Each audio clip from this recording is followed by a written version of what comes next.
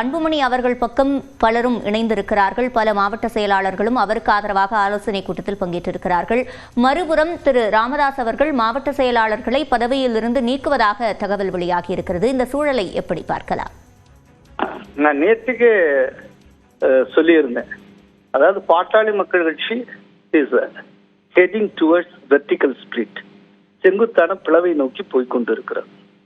இதுல நிர்வாகிகளுடைய பரிபூர்ண ஆதரவு அன்புமணியிடம் இருக்கிறது. இவ்வளவு ஃபுல்லா ஆதரவு இருக்கிறப்போ இப்போ மருத்துவர் ராமதாஸ் என்ன செய்ய முடியும்னா அவர்களை நீக்க முடியும்.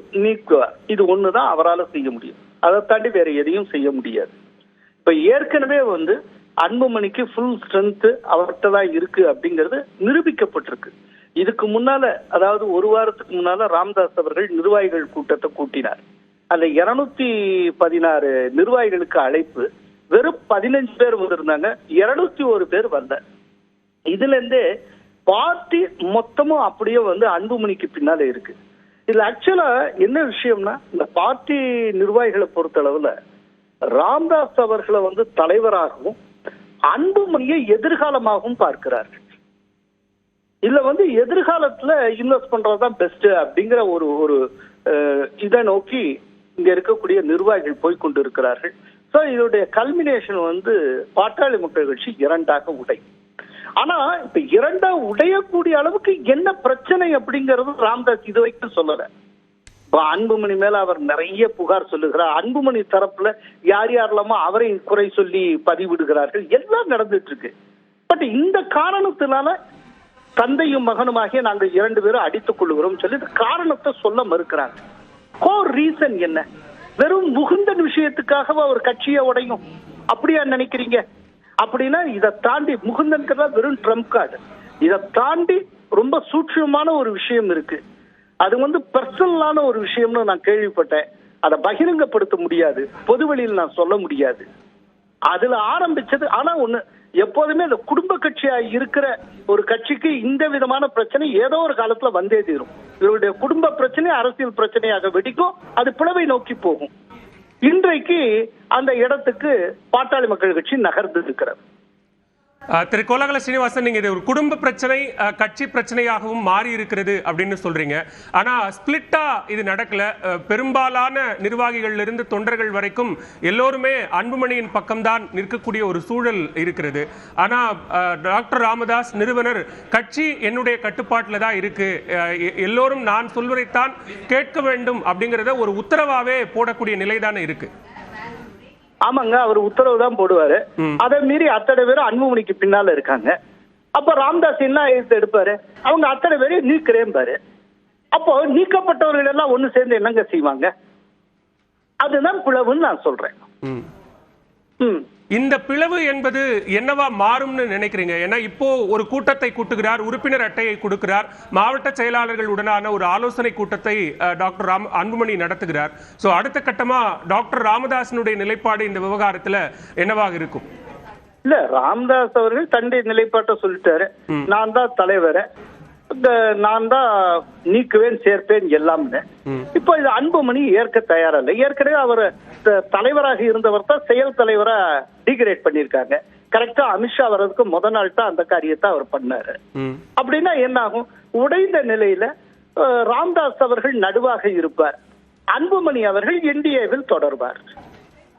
இப்ப இன்றைய டாக்டர் அன்புமணி அவர்களுடைய கூட்டத்தில் கலந்து கொண்டிருக்கக்கூடிய திலகபாமாவை கூட பொருளாளர் பொறுப்பில் இருந்து நீக்கிவிட்டு அதற்கு மாறாக இன்னொருவரை அந்த பொறுப்பில் நியமித்திருக்கிறார் டாக்டர் ராமதாஸ். இப்ப இந்த போன்ற நடவடிக்கைகள் இனி தொடரும் இல்லையா? யார் யாரெல்லாம் அன்புமணியின் பக்கம் நிற்கிறார்களோ அவர்களை நீக்கக்கூடிய நடவடிக்கை டாக்டர் ராமதாஸ் தொடரும் பட்சத்தில் அது செல்லுபடி ஆகுமா அப்படிங்கிற கேள்வியும் எழுது. இல்ல, அது செல்லுபடி ஆகுமா இல்லையா அப்படிங்கறத பாட்டாளி மக்கள் கட்சியினுடைய பைலாஸ் இருக்கு இல்லையா, அந்த பைலாஸ் தீர்மானிக்கும். இப்போ பாட்டாளி மக்கள் கட்சி பைலாஸ் படி அப்படி நீக்குவதற்கான அதிகாரம் ராமதாஸ்க்கு இருக்கிறதுன்னு வச்சுப்போம். அப்ப நீங்க கோர்ட்டுக்கு போனாலும் செல்லாது. அது நம்ம பைலாஸ் படிச்சு பார்த்தா தான் சொல்ல முடியும். ஆனால் ஒருவேளை அவருக்கு அதிகாரம் இருந்து அந்த அதிகாரத்தின் கீழ் இந்த நிர்வாகிகளை அவர் நீக்குகிறார்னு வச்சுப்போம். அப்ப நீக்கப்பட்ட நிர்வாகிகள் அத்தனை பேரை ஒண்ணு கூடி என்ன செய்வாங்க?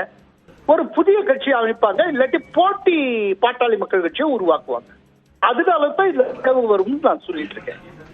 கூட்டணி விவகாரங்கள்ல முடிவெடுக்கிறதுல தான் இவ்வளவு பெரிய ஒரு சர்ச்சை தொடங்கி இருக்கிறது. அது முகுந்தன் நியமனம், தமிழ்குமரன் நியமனம் அப்படின்னு பல காரணங்களை டாக்டர் ராமதாஸ் பட்டியலிடுகிறார். இப்போ டாக்டர் அன்புமணியின் பக்கம்தான் ஒட்டுமொத்த பாமகவும் நிற்கிறது அப்படின்னா கூட்டணி தொடர்பான முடிவுல ஒரு உறுதி நிலைப்பாட்டை டாக்டர் அன்புமணி எடுப்பார் அப்படின்னு எதிர்பார்க்கலாமா? ஆமா, நிச்சயமா அவர் என்டிஏ பக்கம் இருப்பார். ஆனா ஒண்ணுங்க, இந்த கூட்டணி விஷயம் சம்பந்தமா தான் இந்த முரண்பாடு.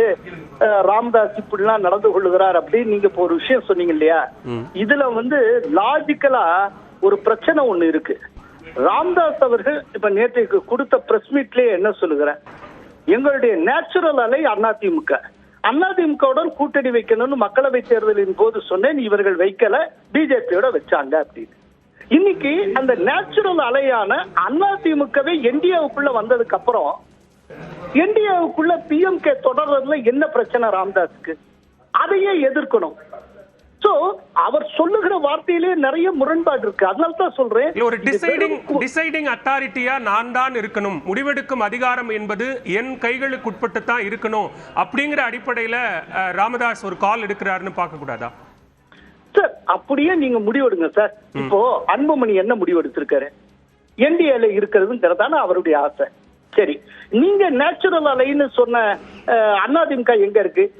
கோலாகல ஸ்ரீனிவாஸ், நம்ம தொடர்ந்து பேசலாம். இன்றைய கூட்டத்தில் தற்போது அன்புமணி பேச தொடங்குகிறார். அதன் நேரலை காட்சிகளை பார்க்கலாம்.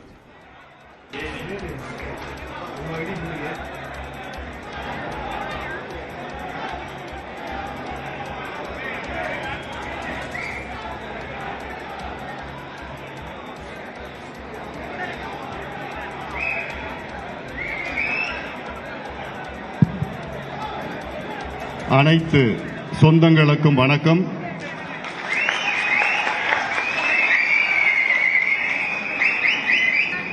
பாட்டாளி மக்கள் கட்சியின்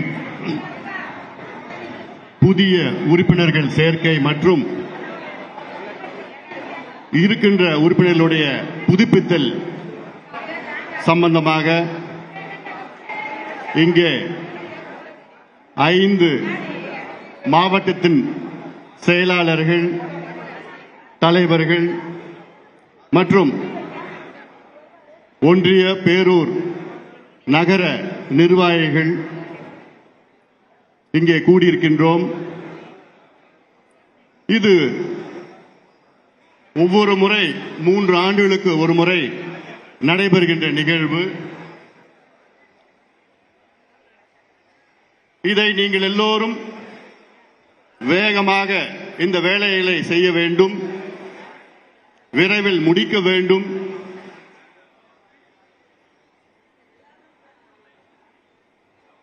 பாட்டாளி மக்கள் கட்சியின் பொதுக்குழுவால் தேர்வு செய்யப்பட்டு இந்திய தேர்தல் ஆணையத்தில் அங்கீகாரம் பெற்ற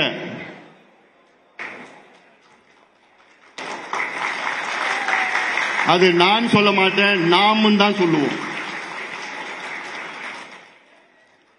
பாட்டாளி மக்கள் கட்சி என்றால் அது நானோ இவங்களோ கிடையாது, யாரோ நீங்க எல்லாம், நீங்க தான் பாட்டாளி மக்கள் கட்சி.